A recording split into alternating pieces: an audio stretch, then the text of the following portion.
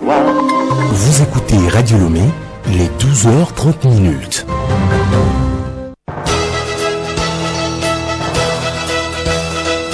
Le journal Hélène Assabi. Auditeurs, bonjour, merci de rester avec nous pour ce journal. Au sommaire, nouveau souffle dans l'agriculture togolaise. Le ministère en charge de l'agriculture a signé hier un partenariat avec la BOA. C'est pour permettre aux producteurs d'avoir accès facile au crédit.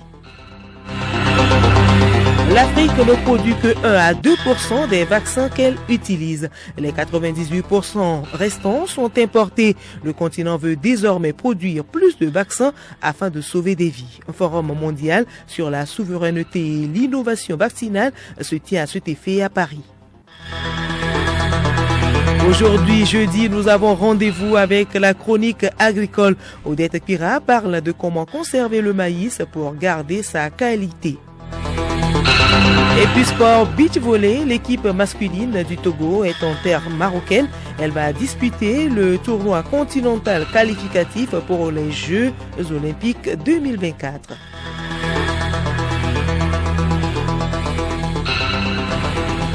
radiolomé.tg. Mesdames et messieurs, une fois encore, bonjour. Les agriculteurs pourront bientôt avoir facilement accès au crédit. Une signature de contrat de partenariat s'est déroulée hier à Lomé entre le ministère en charge de l'agriculture et la Bank of Africa BOA Togo. Geneviève Bougnon a assisté à la cérémonie et voici son compte rendu. Oui, Hélène, la cérémonie de signature entre le ministère en charge de l'agriculture, le BOA Togo, s'est déroulée en présence de plusieurs acteurs du monde agricole, dont des représentants des interprofessions agricoles, des organisations de producteurs agricoles et des zones d'aménagement agricole planifiées ZAP. Dans son discours de circonstance, le ministre en charge de l'agriculture a déclaré que ce contrat de 5 ans vise plusieurs objectifs, notamment le financement des projets agricoles sur le territoire national. Antoine Lekpa-Gbegbeni. Ce partenariat avec la BOA Togo traduit la vision du chef de l'État, son Excellence M. Faure Sozimla Gnassingbé, celle de faire de l'agriculture togolaise une agriculture productive à haute valeur ajoutée, moteur de valeur économique des agriculteurs et de croissance du pays. En effet, ce partenariat avec la BOA Togo a pour objet le financement de tous les projets entrant dans les maillons des chaînes de valeur agricole, notamment la fourniture d'intrants, les prestations de services agricoles, la production, la mécanisation, l'irrigation, la transformation et la commercialisation des produits agricoles et, plus généralement, tous les projets agricoles déclarés éligibles par les partenaires au financement bancaire de la BOA.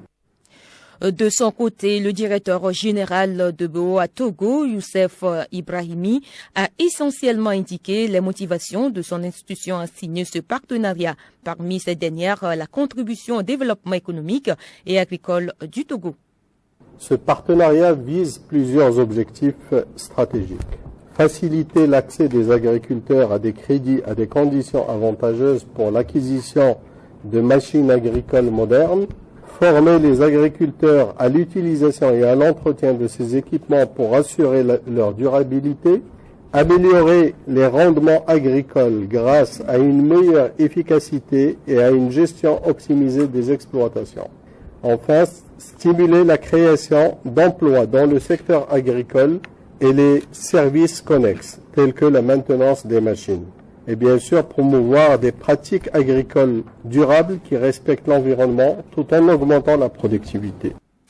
Un lot de 50 tracteurs et ses accessoires sont déjà disponibles dans toutes les régions du Togo dans le cadre de ce partenariat. Ceci pour accompagner les producteurs agricoles au sein des coopératives. Merci à vous Geneviève Pognon. Et parmi ces agriculteurs, il y a également des veuves et ces veuves sont célébrées le 23 juin de chaque année. Cette journée vise à porter l'attention de la communauté internationale sur la marginalisation des veuves et ses enjeux. Occasion d'agir et faire en sorte que les droits et la situation des veuves soient connus. En prélude à cette célébration, la mairie Golfe 4 a initié une sensibilisation à l'endroit des veuves de sa commune. Elles ont été entretenus sur leurs droits. Odette Pira. Hélène, les veuves se voient souvent refuser leurs droits de succession. Elles se voient parfois confisquer leurs biens après la mort de leur conjoint. Pour faire face à ces problèmes, la mairie Golf 4 initie chaque année une journée pour rappeler aux veuves leurs droits. Isabelle Ameganvi, première adjointe au maire de la mairie Golf 4. Cette journée, nous la célébrons toujours au Golf 4 par la sensibilisation des veuves, leur faire connaître les droits dont elles disposent dans l'arsenal juridique togolais, notamment le Code des personnes et de la famille, et également les sensibiliser sur la nécessité qu'elles-mêmes prennent en charge la défense de ces droits-là, si possible, avec l'aide de ceux qui peuvent les aider, la justice, notamment les avocats, ceux qui connaissent le droit et qui peuvent les aider à faire respecter ces droits. Elles ont été entretenues ce jeudi à Lomé sur plusieurs points. Maître Michel Noussouessi Agué, notaire. Ce qu'il faut retenir, c'est que le Code des personnes et de la famille protège les veuves, protège les femmes dans le domaine de la succession. Nous avons rappelé que aujourd'hui, dans le domaine de la succession, si on veut appliquer la coutume, il faut que cette coutume soit conforme à la Constitution et aux principes fondamentaux des droits humains. Nous avons également rappelé que dans le domaine de la succession légale, la veuve peut hériter du quart de la succession en présence de ses enfants, de la moitié en présence des parents du défunt, et la veuve peut se retrouver à être seule héritière lorsque le défunt n'a pas laissé de descendants ni d'ascendants. Donc, mais la seule condition, c'est qu'il faut qu'il y ait l'existence d'un mariage légal, c'est-à-dire un mariage célébré à l'état civil.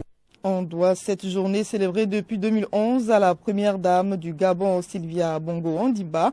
Elle s'est engagée dans la promotion et la protection des droits des personnes fragilisées.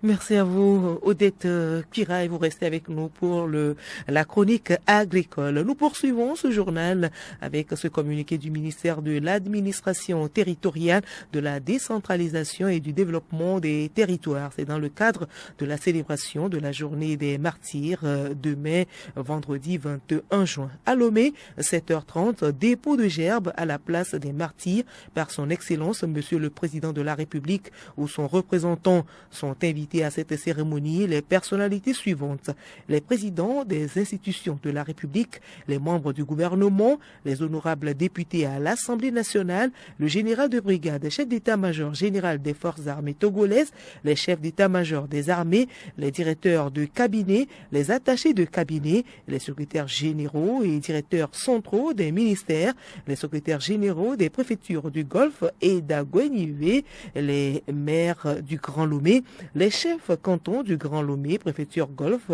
et à Gouenivé. Dans les chefs-lieux de région, 7h30, dépôt de gerbes uniquement dans les préfectures chefs-lieux de région par les préfets. Autre communiqué, celui de la HAC, le président de la Haute Autorité de l'Audiovisuel et de la Communication HAC porte à la connaissance des promoteurs d'entreprises de presse et des responsables d'organes de presse qu'à compter du mercredi 26 juin 2024, la suspension de l'accréditation des organes de presse étrangers ou pour la couverture de l'actualité et des manifestations au Togo est levée. L'accréditation est accordée à l'organe de presse qui désigne un journaliste professionnel ou un technicien des médias pour assurer la mission pour laquelle elle a été demandée en qualité d'envoyé spécial. Sa validité couvre la période de déroulement de la manifestation. La demande d'accréditation est adressée au président de la HAC au moins 15 jours avant le déroulement de la manifestation, sauf cas d'urgence. La délivrance d'une accréditation ne dispense pas le bénéficiaire d'une autorisation d'accès à la manifestation délivrée par l'organisateur. La couverture de la manifestation se fait conformément aux dispositions du Code de la presse et de la communication et du Code de déontologie des journalistes ainsi que dans le respect des tests en vigueur au Togo. Le journal Hélène Assabi. À l'étranger, au Burkina Faso, la Commission nationale des droits humains, CNDH, a publié mardi dernier une déclaration soulignant certaines difficultés constatées dans le pays. La communauté internationale observe ce 20 juin la journée des réfugiés instituée par les Nations Unies. Cette journée est l'occasion de rendre hommage aux personnes qui ont été contraintes de fuir leur pays en raison de la guerre, de la persécution ou des catastrophes naturelles. Juliette Kamdé. La célébration de cette journée est aussi une occasion de faire un plaidoyer en faveur de ces personnes en vue de sensibiliser sur leurs droits et leurs besoins partout où ils se trouvent. Cette année, le thème choisi pour célébrer la journée des réfugiés est pour un monde qui accueille les personnes réfugiées. Selon le Haut Commissariat pour les réfugiés, faire preuve de solidarité, c'est garder nos portes ouvertes, reconnaître les atouts et les réalisations des personnes réfugiées et réfléchir aux défis auxquels elles sont confrontées.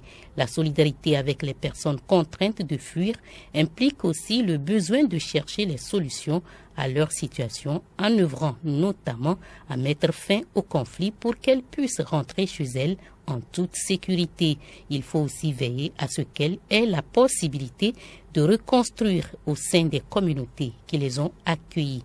Enfin, fournir aux pays d'accueil les moyens dont ils ont besoin pour venir en aide aux personnes réfugiées.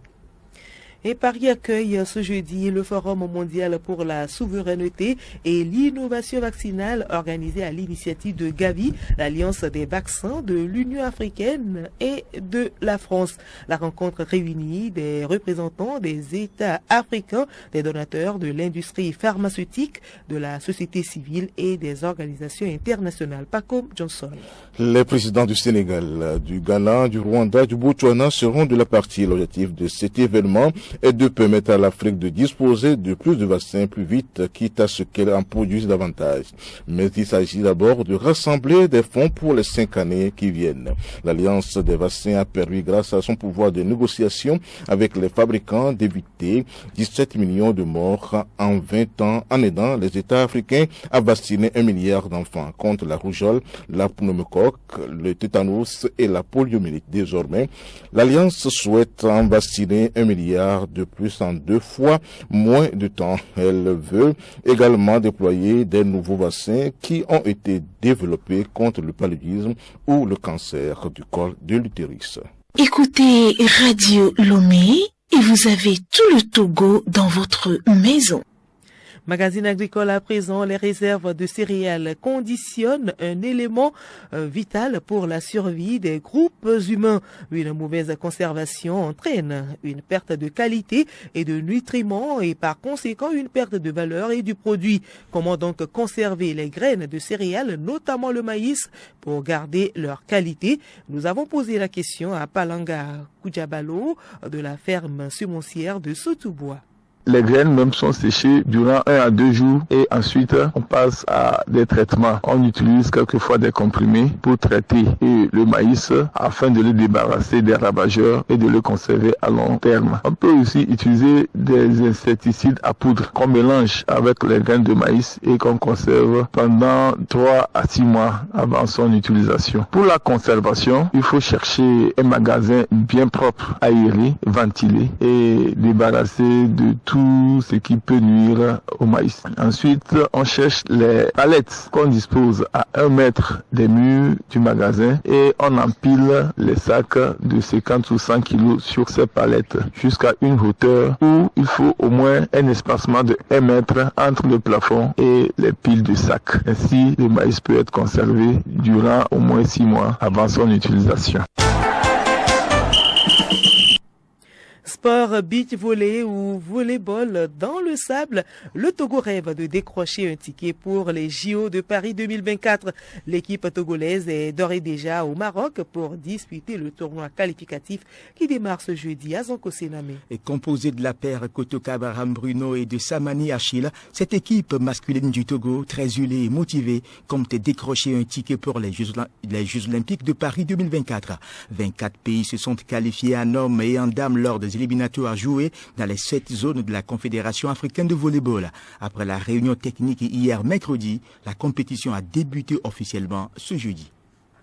À son mais autre jeu, Euro 2024, la compétition est à l'étape de la deuxième journée des matchs de groupe et déjà le pays hôte, l'Allemagne, a décroché hier son billet pour les 8e de finale. Et cela fait suite à sa deuxième victoire dans le groupe A. Les coéquipiers de Moussiala ont battu la Hongrie 2-0. L'Allemagne confirme ainsi sa bonne forme retrouvée sous l'entraîneur local Nagelsmann. À part les Allemands, les Suisses ont également assuré leur qualification. Shaqiri et les siens ont arraché un nul 1-0 face à l'Écosse. La Croatie de son côté a également fait un nul 2-0 face à l'Albanie. 3 matchs sont au programme ce jeudi. À 13h, la Slovénie joue la Serbie. À 16h, le Danemark affronte l'Angleterre. Puis à 19h, Elena Sabi, Espagne et l'Italie se donnent rendez-vous dans un...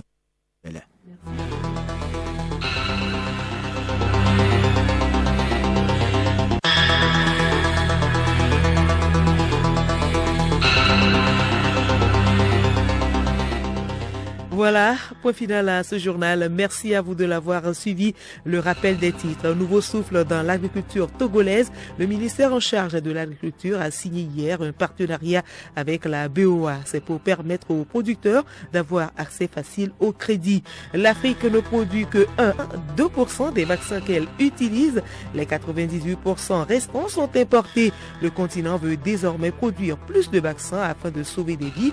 Un forum mondial pour la souveraineté et l'innovation vaccinale se tient à cet effet à Paris.